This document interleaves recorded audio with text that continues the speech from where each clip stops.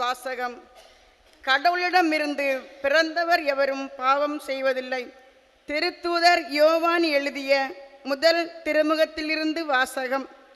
பிள்ளைகளே, எவரும் உங்களை நெறித்தவரச் செய்ய விடாதீர்கள்.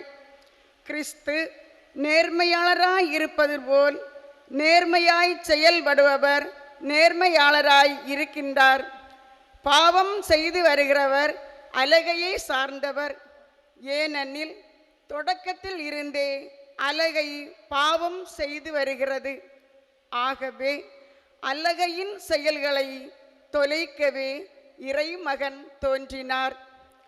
கடவுளிடமிருந்து பிறந்தவர் எவரும் பாவம் செய்வதில்லை. ஏனெனில் கடவுளின் இயல்பு அவரிடம் இருக்கிறது. கடவுளிடமிருந்து பிறந்தவராய் இருப்பதால் அவரால் பாவம் செய்ய இயலாது.